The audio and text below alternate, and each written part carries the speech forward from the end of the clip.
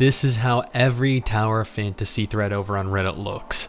Tower of Fantasy is going to bring a swift, unquestionable end to Genshin Impact tyrannical reign.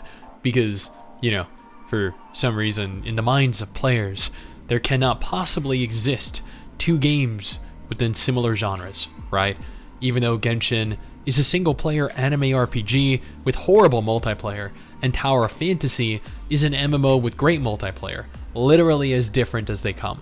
But they look alike. Dude, get out of here. Half of these games these days look alike. That doesn't mean jack. Before we go any further, I just want to take a moment here to thank all of the absolute chads and chadettes that support this channel via Patreon.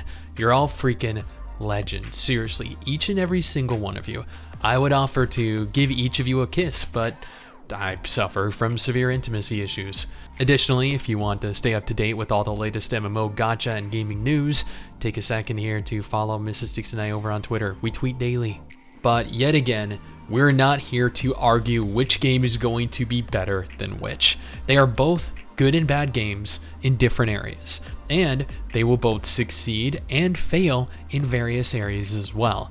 One area that Tower of Fantasy is going to succeed, however, especially over Genshin Impact, is this right here. The booba slider was removed within China because the Chinese government is run by a group of idiotic, short-sighted fossils that are obsessed with censorship in every sense of the word. And if this video gets removed, if I end up vanishing from the internet, then this is proof that they are unable to take criticism. But thankfully Level Infinite understand that men and women alike would rather have the option to adjust as many areas of their bodies as possible. Thus, the global version of the game has a fully functional booba slider in place. Although, now that I'm thinking about it, where's my PP slider? I feel like a lot of us males have very underrepresented bulges in MMOs, right? But that aside, as you can see in the picture provided on the left is the global version of the game with additional slider options for your character's huge personality or lack thereof. It makes sense that the global publishers are attempting to pander to the global community as much as possible. Tower of Fantasy has been a failure within China. There's no arguing, there's no contesting that opinion. They were caught up in repeated scandals at launch. They failed to secure a loyal player base due to repeated issues with their own game. And they make less in terms of monthly revenue within China than any of the top 25 gacha games. Blue Archive, Arknights, Genshin, Azure Lane, Honkai, and so many more.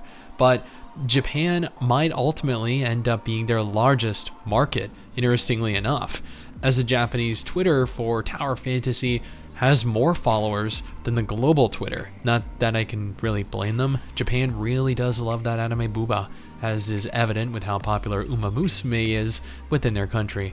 Now, it is good to see Level Infinite making all of these positive changes to their game to cater to us Western players. It provides us with a sense of hope that the game might actually survive and prove to be a relative success.